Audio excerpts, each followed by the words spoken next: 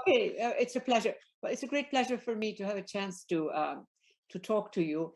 I have spent quite a bit of time across the years in several countries in your region, and I always enjoy it. So I thank you for inviting me to take part in this global lecture series at your Tokyo Metropolitan University, a very distinguished university. I was thinking of talking today about the sort of the specters of a new epoch, an emergent epoch that is coming into focus. And from there, then to pose certain questions to the concept of the global city. In what ways, if any, is this novel formation changing the whole question of global cities? And we can think of global cities as these very internationalized networks that exist today in our cities, which has been a great help to these types of firms. Now, the firms are to a very large extent very powerful firms.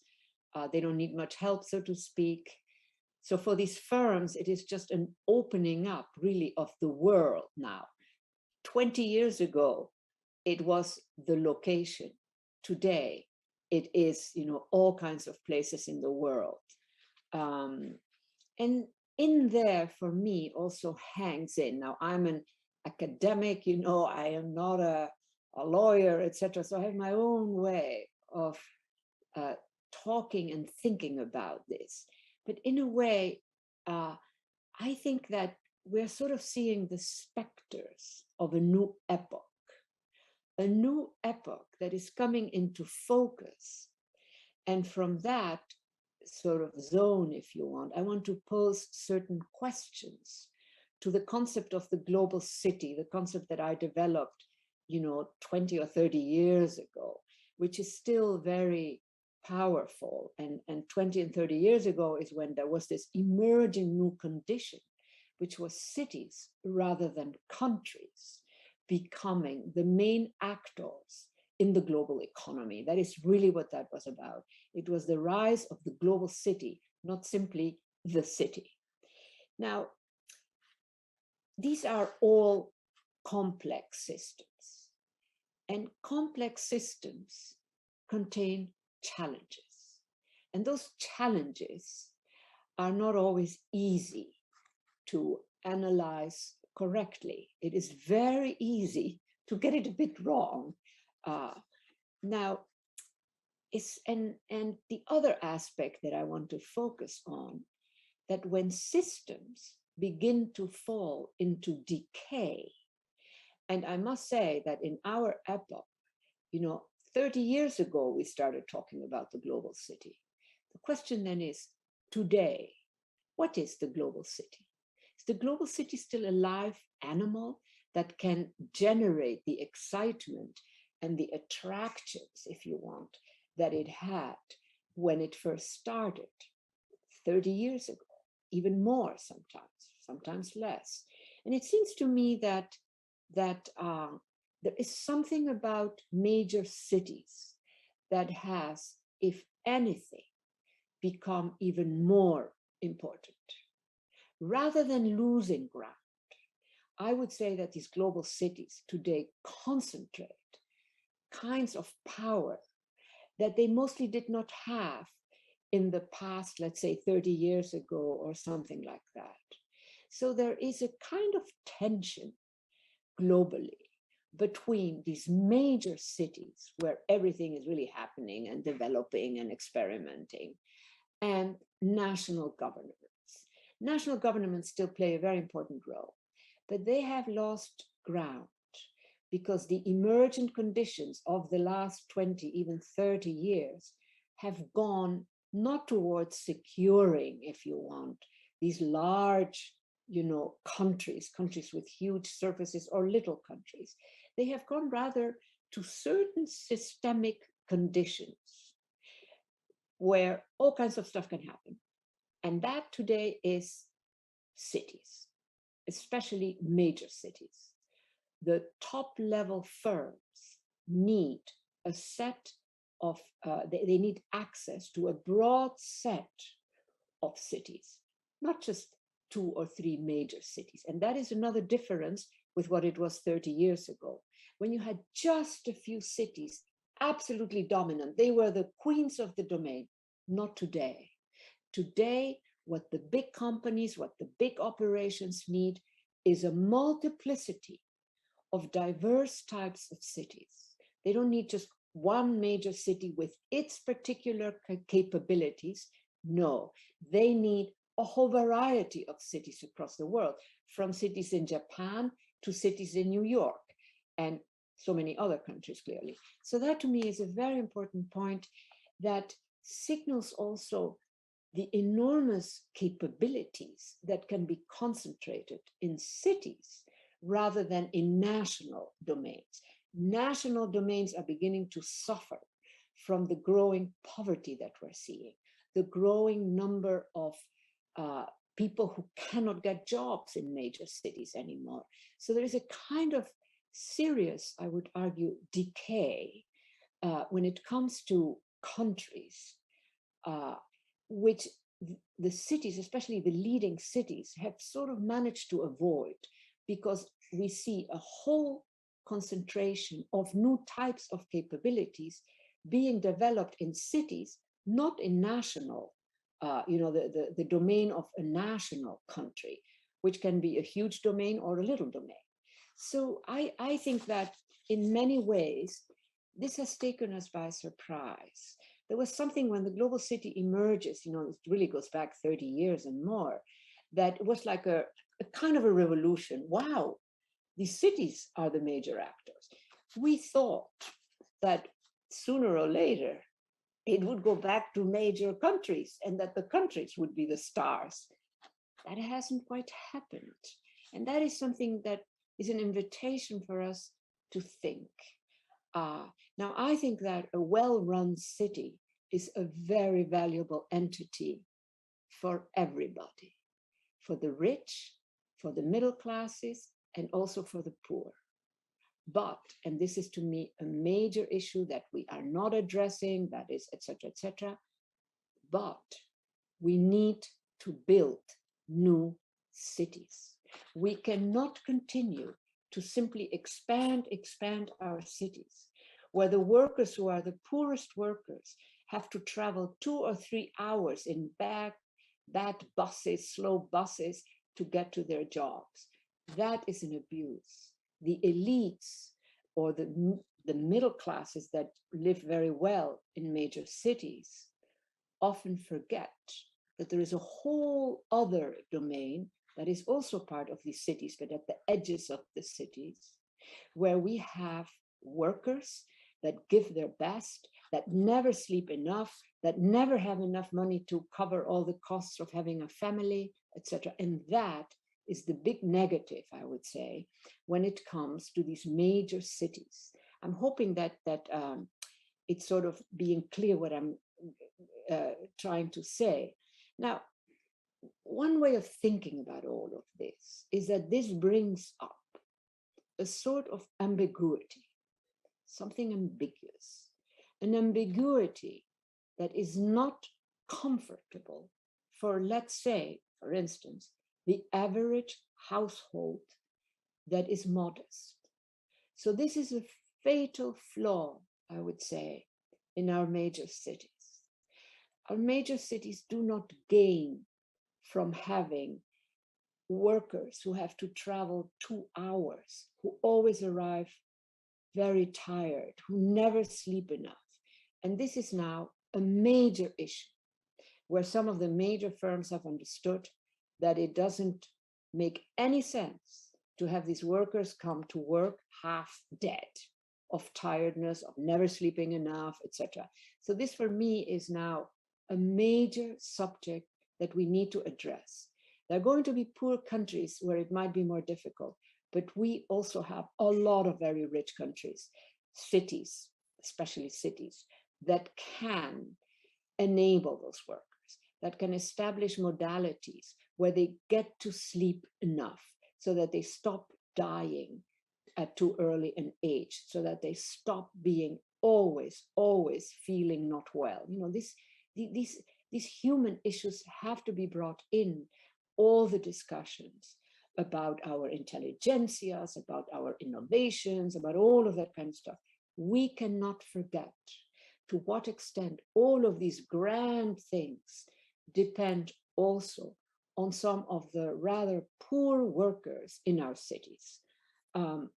Now, there is a kind of ambiguity, I think, in our current moment, as I started saying earlier. And it's an ambiguity. An ambiguity is something that is not clear, that is not quite, is it this or is it that? That is what I'm talking about. Now, this ambiguity brings up something that is not comfortable. I use the term comfortable in an almost sort of very localized sense, something that we all at one point or another in our big cities, we notice. We may not want to learn very much about what the hell is happening, you know, all these very tired workers, they are sleeping in the buses where they are coming from. When they get out of those buses, they look like they have definitely not slept enough. You know, I think it is for many people very strange to mix the conditions of work, you know, and the brilliant this and the brilliant that with the notion of modest workers, workers of modest families, of modest capacities with money, that they also matter. And that we must, and don't laugh too much, we must allow them to sleep enough. Imagine. Now, I know that in some countries, certainly in Japan and sort of very advanced countries, there is a recognition that the health of the worker is important. It's important for the firms, not only for the workers themselves, for the firms, that we are finally getting to that type of recognition. Now, the average household is managed by women in many parts of the world.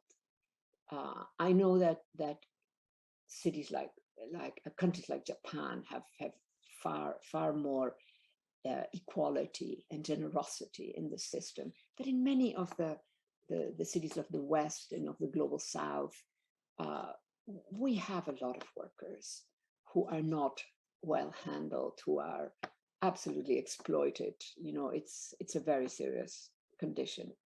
And I would say that in the last few years, and this is a kind of hope for me, I'm not sure how far it will go, but we are beginning to understand the firms, the people who are managing the firms, the people who are the insiders who understand what works and what doesn't work in a big firm, beginning to understand that having workers who arrive dead tired is not to their advantage.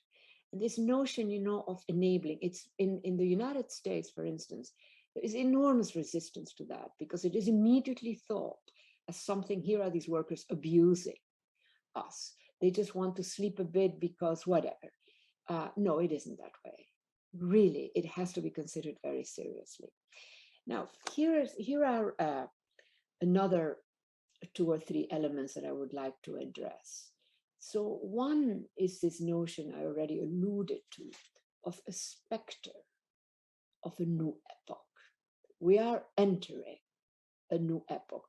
We're partly in some countries already in the middle of that new epoch. And seeing this, understanding it in complex systems is not always easy to really understand what exactly is happening. No, it is a kind of a challenge.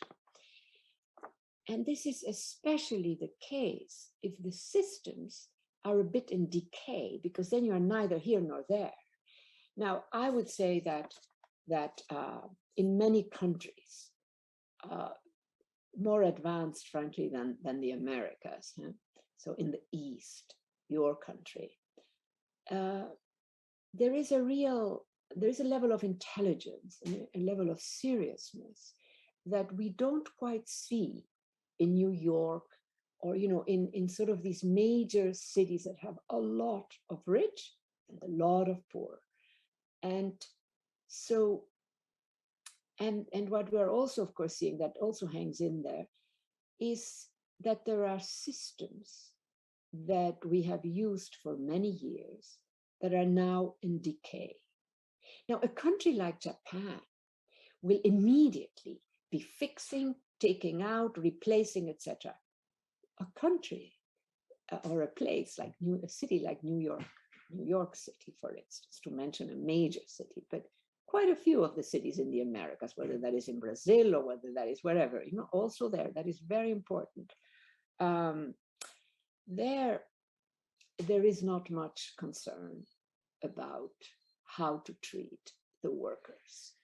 And this is in the long run going to be a negative for many of those enterprises. This is no way to conduct themselves.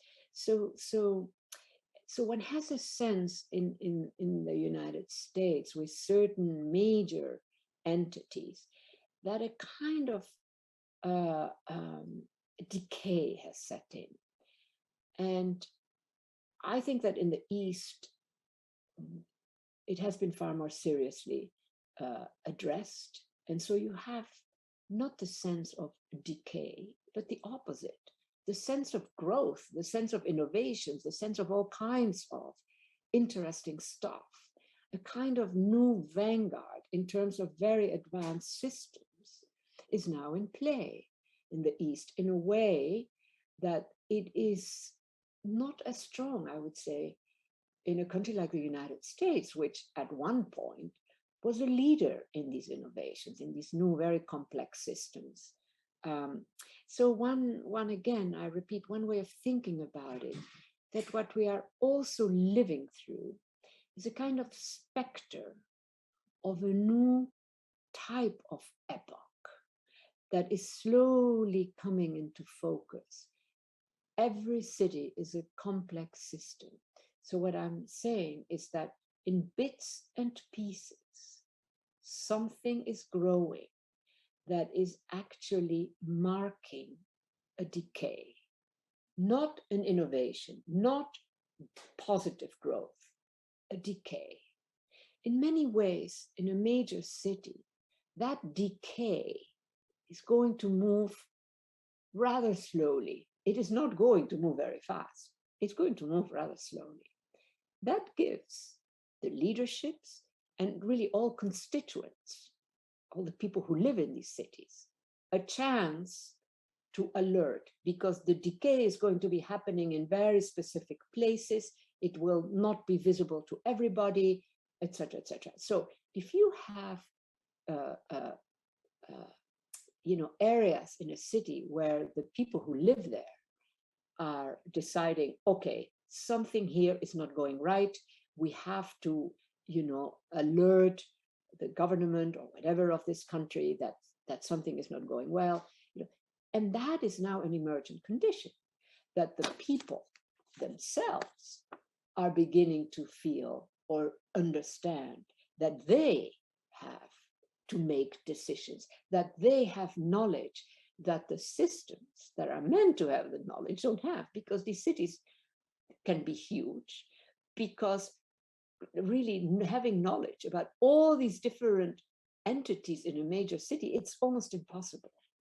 So the people who live there need to be recognized. They have the knowledge about what is falling apart. Because the issue also here in play is, of course, that we have produced, in some cases, 20 years ago, 30 years ago, 50 years ago, 60 years ago, major entities, major buildings, major train systems, major, et cetera, et cetera. Well, some of those are really getting old. Now, in the United States, this country with all this wealth, we often have trains that are absolutely shamefully, decaying. And the leadership of these cities or of these countries is not really acting on it. I think Japan, in that sense, is a very advanced case because you really take care that the train systems all function as they should. You cannot say that about the United States. We have some trains that are so old that should have been changed 30 years ago, for God's sakes. They're sort of bubbling on. How is that possible in a rich country like the United States? The same is happening in Brazil. The same is happening in a whole bunch of cities where you have enormous concentrations of wealth.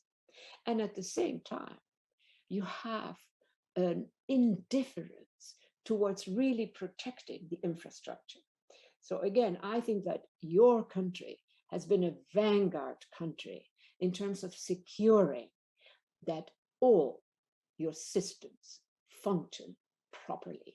In many ways, a country like Japan must do that because you are surrounded by waters, you have a small zone that you can really call your area for building, etc. So you must. But that is not the case in the United States, for instance, where you have vast stretches of land. So you feel that they feel that, well, whatever, it doesn't matter. And hence there also the endless expansion of certain cities, which is fine for the rich. They live in the centers, they are fine, but it's really bad for the workers who have to travel 2 or more hours every morning to get to their jobs. So they arrive tired, so they can't work well, etc., etc. So it's a whole series of negatives that then come in play. And these are the kinds of issues that I think a country like yours has known how to avoid. You have a large population for a small area where that population can live, when all is said and done, certainly compared to the United States. And you have done the most with it. Excellent work, serious considerations. Well, if only more countries could do what you have done, many people would be healthier, they would enjoy their work more, etc., etc. So we have a real challenge, and sort of one of my efforts is really to mark the differences. When I travel in the United States, I really bring up the cases of countries like yours who have known how to handle it. Again, I repeat, partly you have done such a great job because you have to, or you go under. In the United States, this vast country where there's a lot of emptiness, they just don't feel that urgency. And it's sort of a real indicator of how important it is to take the conditions within which a city exists or a country exists, to take those very seriously. Now we know that even those countries that have done their best, etc., are of course threatened by rising waters. So that should be a call for all of those other more lazy entities, or those who didn't want to bother with creating a better quality of cities. It's an alert for them. They have to start taking the immediate future that our planet confronts. They've got to start taking it seriously. So in that sense, I have really, I have enormous respect for what your country has done. It is absolutely an example for how other countries should be doing it. So one way of thinking about the global city is to focus on Detroit. Now, I don't know how many of you know about Detroit. There was a moment in the American history when Detroit was the hottest city that the country had. Why? Because they had invented all new modes about cars.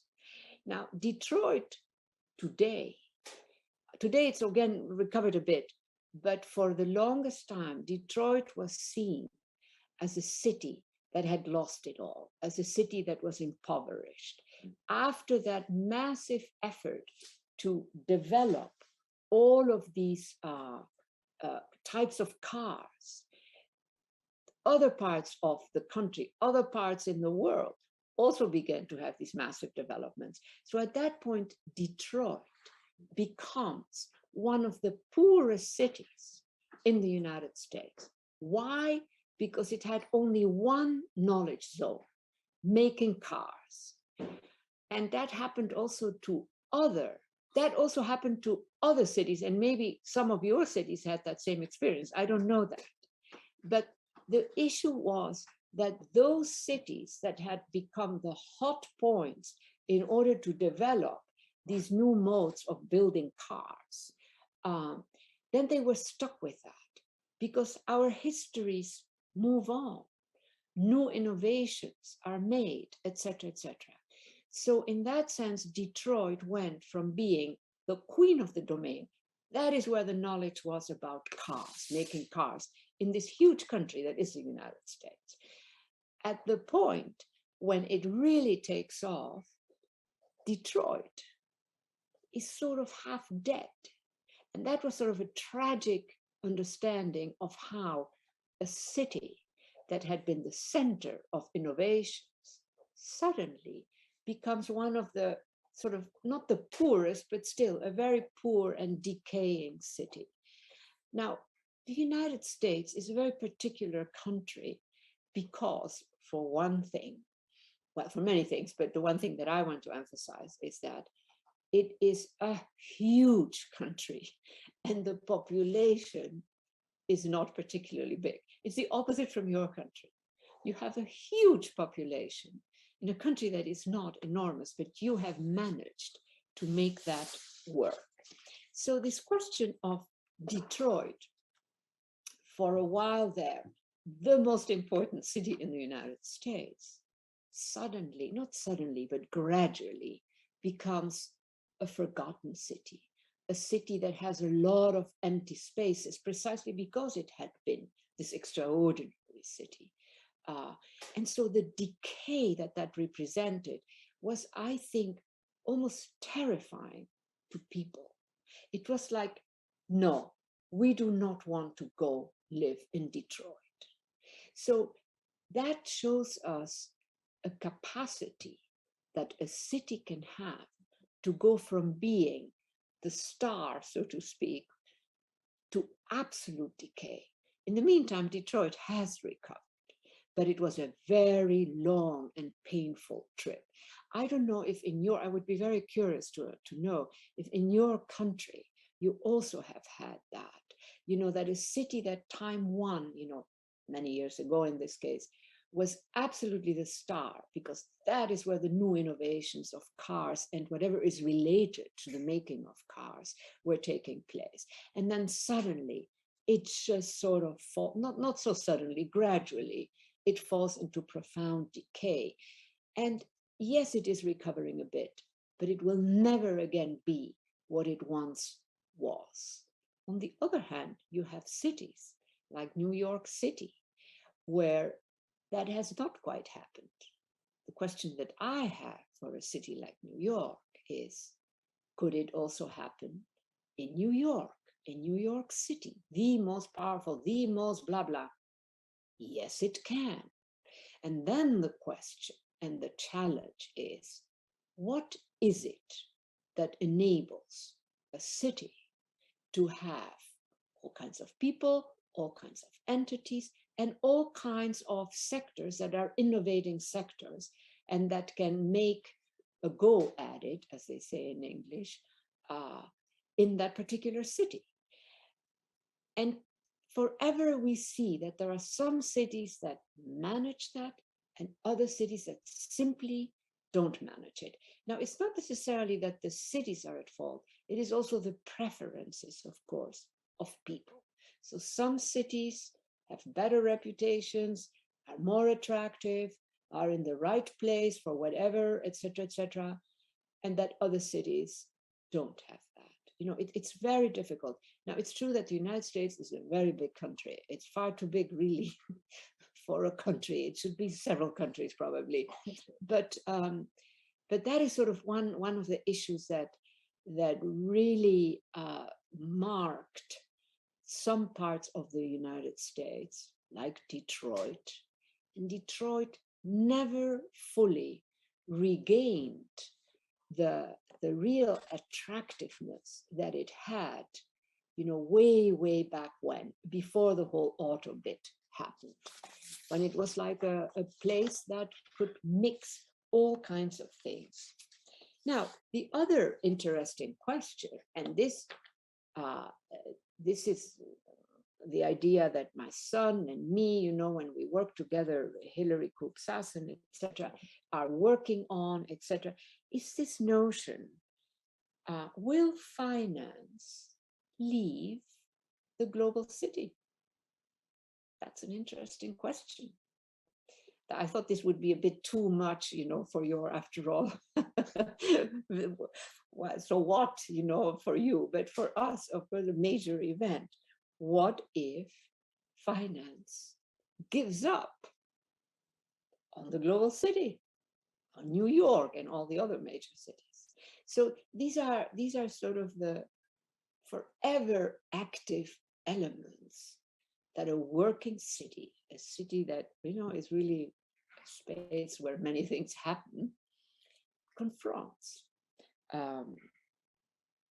Yeah, I mean, I don't know, I would just love to hear from you now, and maybe from your students, what are some of the issues that you confront in your cities? Every city is a bit different. Yes. And so it is really an interesting, now I have here a few questions, very good questions from some students from you. And so I'm reading one here. I would like to ask Professor Sassen about your global city theory. Okay, the global city, so this is, I'm just reading, but partly it is my text, partly it is her text. The global cities have economic and industrial issues, especially labor issues. Correct, absolutely, yes. There is no easy way of running a global city. It is going to be a demanding event. There are going to be injustices. There are going to be errors. There are going to be people who go under and others who just rise. And this is something, that we know, we have long known about the imperfections of our innovations when it comes to the larger population. Some actors, firms, and people will thrive, and others will lose, because whatever they were doing has now been replaced by something that might be purely electronic, as an example.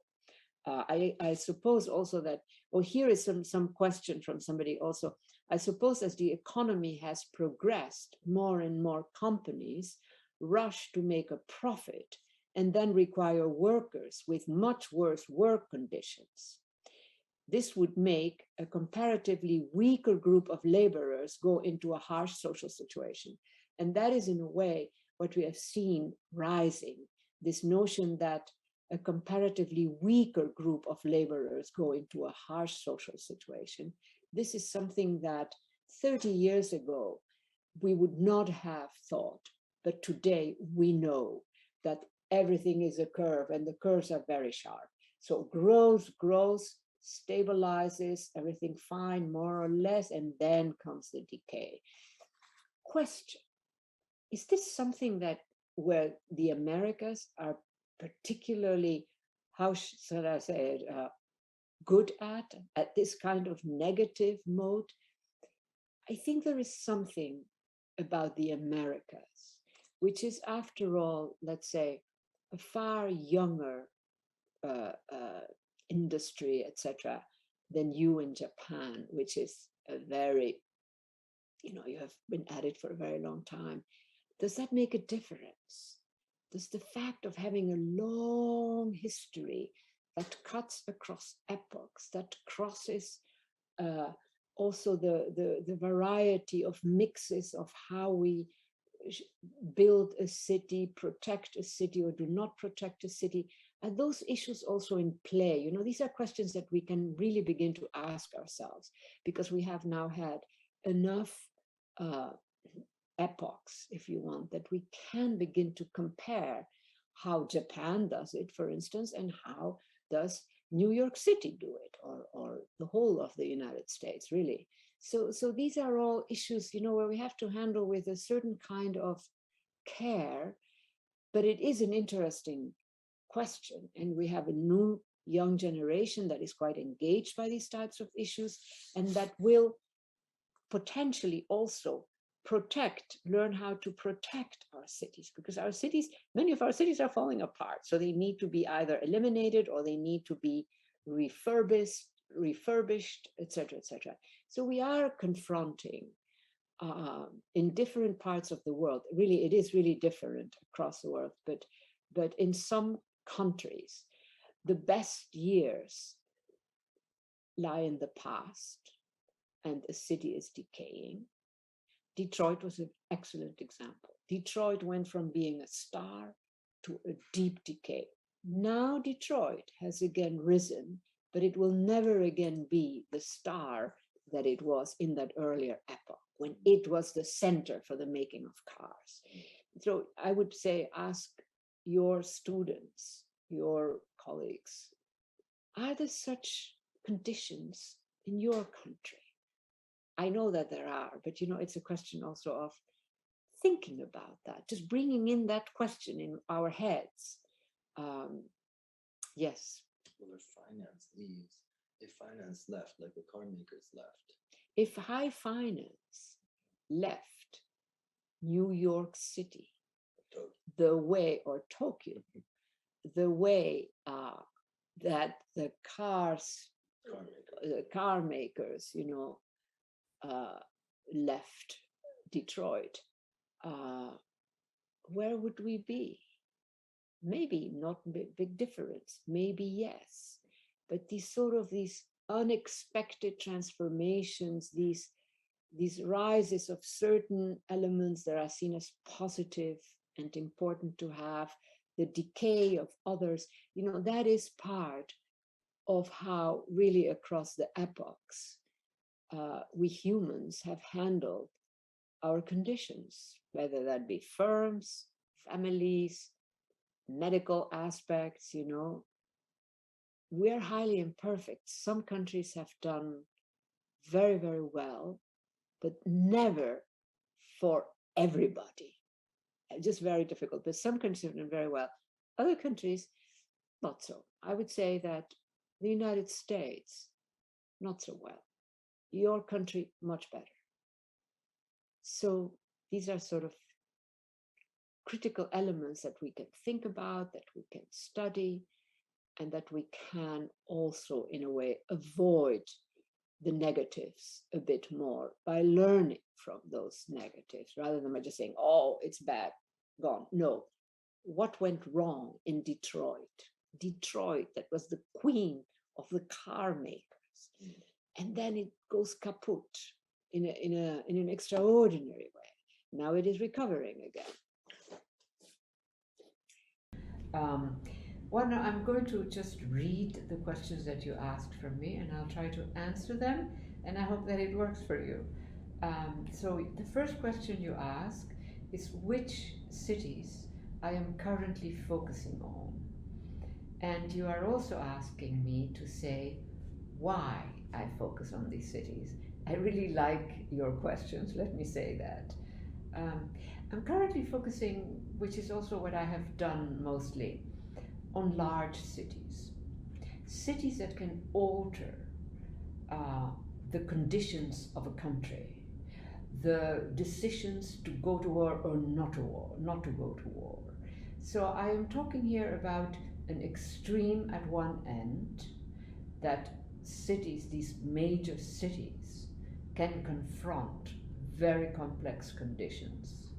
And at the same time, within the city, there's always something that is actually fragile, that we can all enjoy, that is easily destroyed by ourselves, a bus that runs into a house or something like that.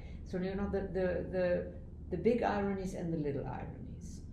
Now, across the years, I have really focused on a particular number of cities.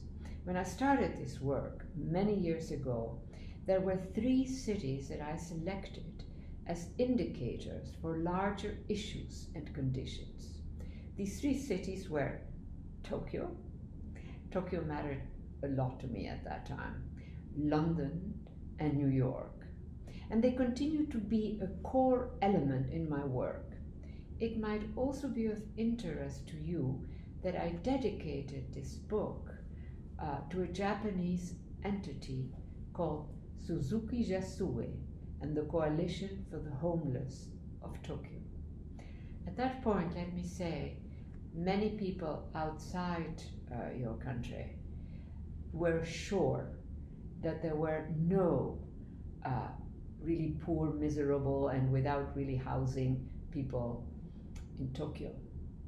So for me, it was quite a discovery to see that, yes, there were homeless in Tokyo, in marvelous Tokyo.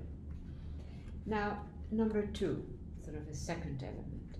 With the spread of new coronavirus infections, which began in 2020, there were a number of countries where urban closure policies were adopted. All cities have experienced considerable suppression. All cities have experienced considerable suppression of the flow of people. How would you consider the impact of this situation on the cities? You ask me this question. You also ask whether there have been differences in their impact between global cities and other cities.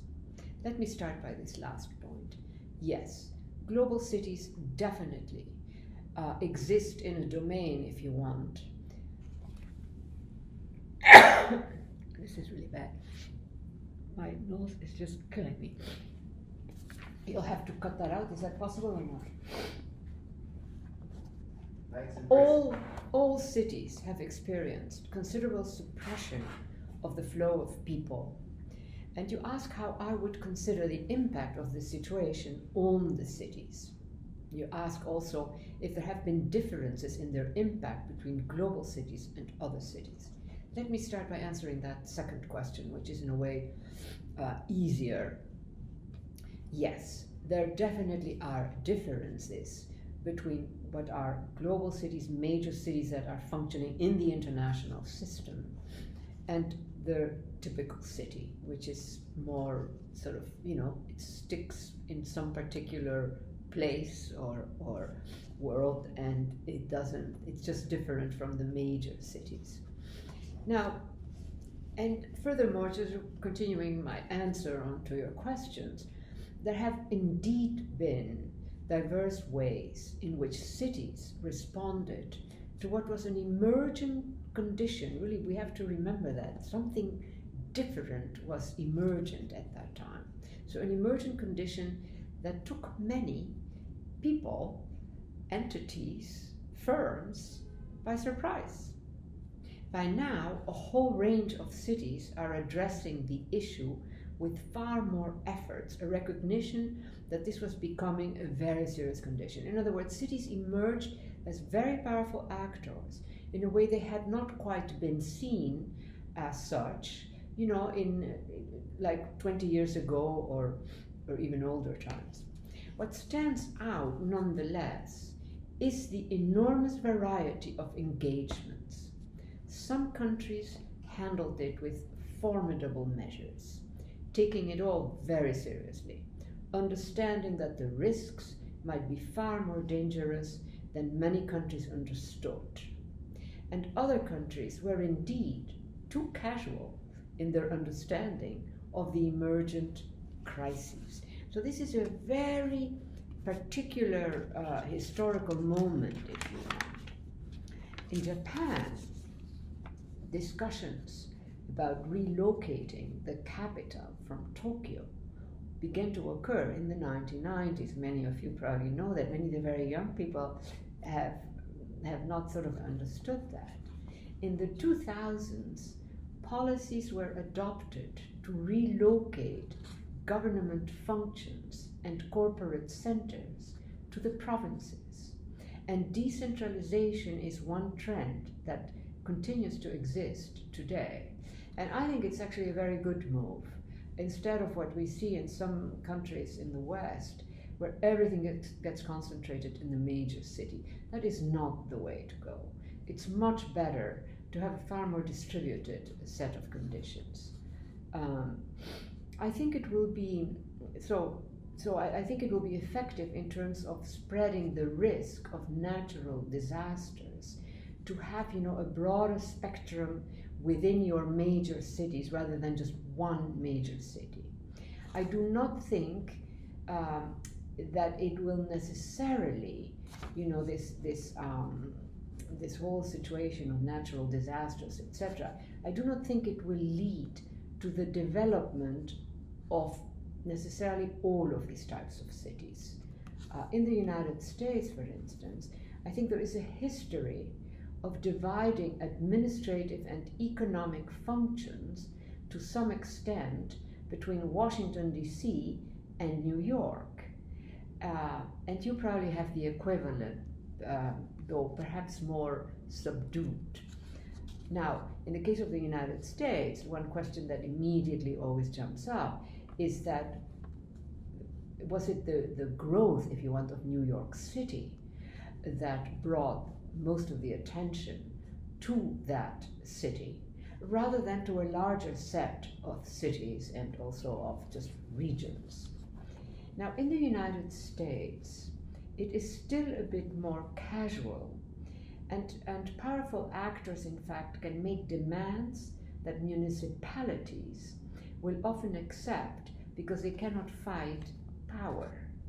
I wish the United States would have the reasonable mode of handling governance that your city, Tokyo, has.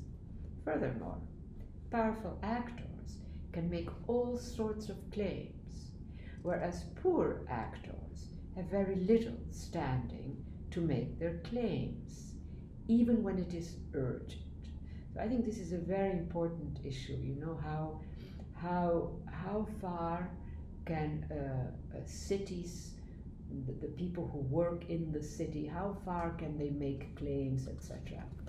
One dramatic case that went viral and made visible how easy it is for powerful actors to get what they want, and how difficult it is for poor neighborhoods to get what they urgently need, is for instance, what such neighborhoods need is good quality water as a key example.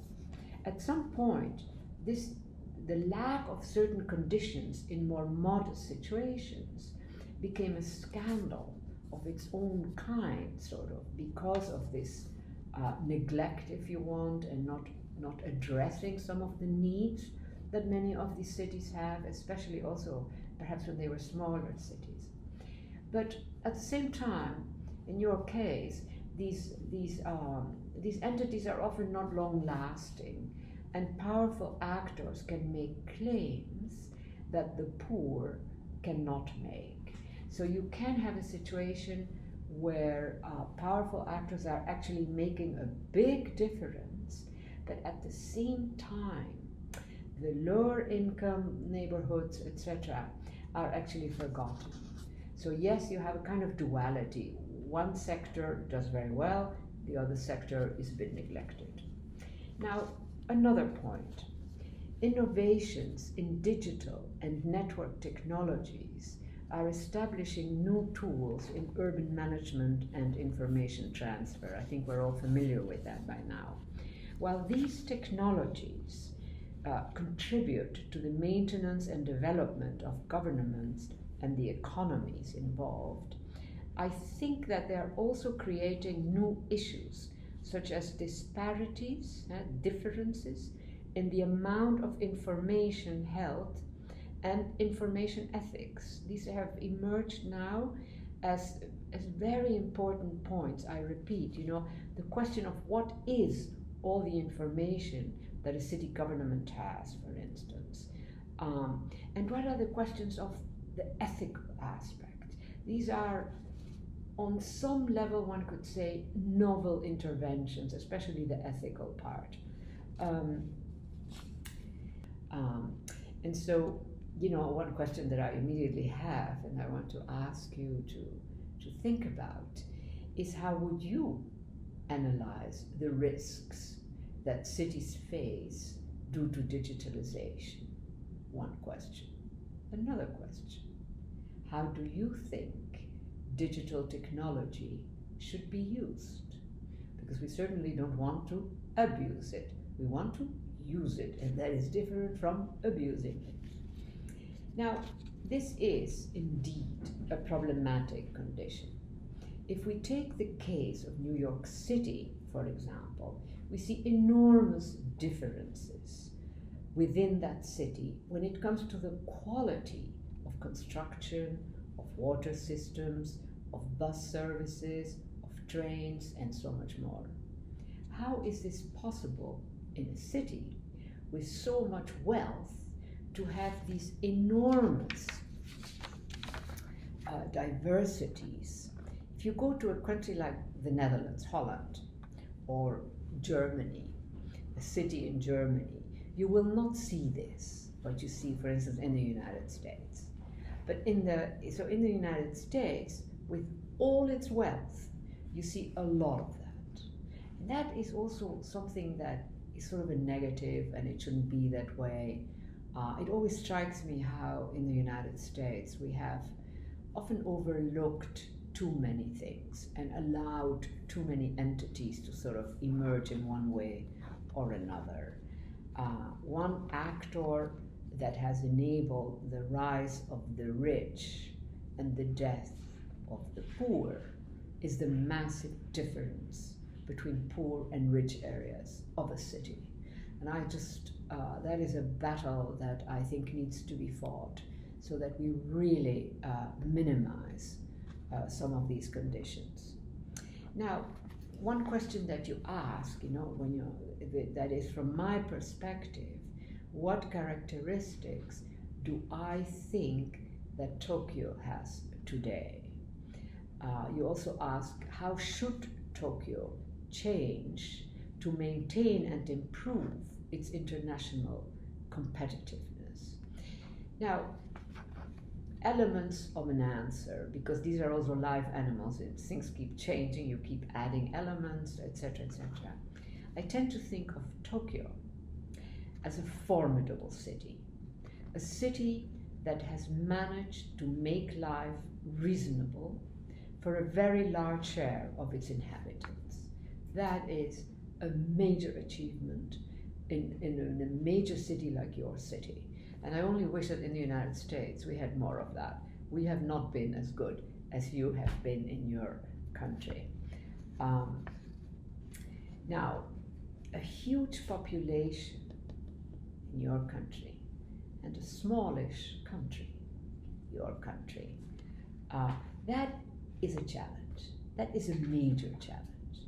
In contrast, for instance, some of the Latin American cities I grew up in have simply not shown much interest in the poorer areas. There is much wealth in many of the Latin American cities, but it is mostly highly concentrated in a range of powerful owners who have gained enormous control over land. Now, when a company goes global, it moves its production and activity bases to other countries as well. It will also be hiring people from those regions and selling its products to people in those regions. I think it is necessary to know and accept each other's cultural and religious aspects, as well as language barriers and a whole series of other such elements. But what is necessary to transcend national boundaries is also an important point. And that is often where municipal governments have trouble. It's a challenge, it's not easy, etc., etc. Now, you ask me about Tokyo in this sort of, in this question. I think that Tokyo is a very impressive city.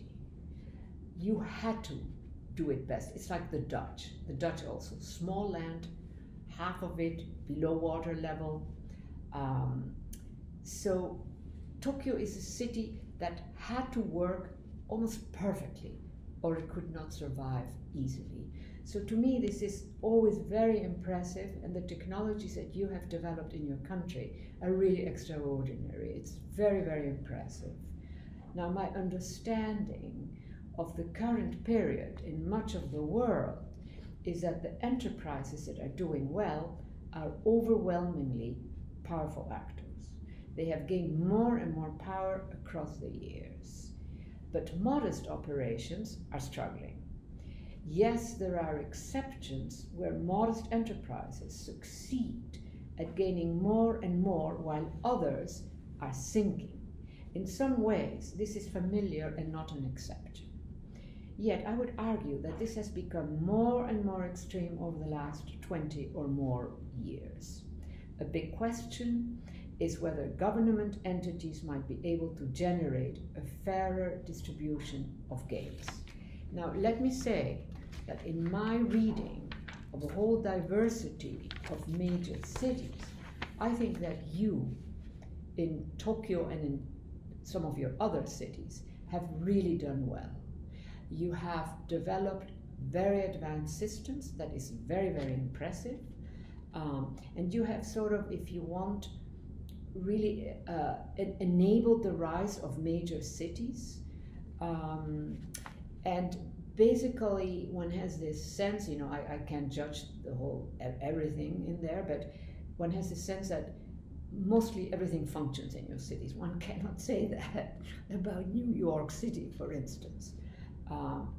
So economic disparity that we see across the world is a growing factor that affects more and more cities. We are really seeing the rise of differences. Some cities are extraordinarily advanced.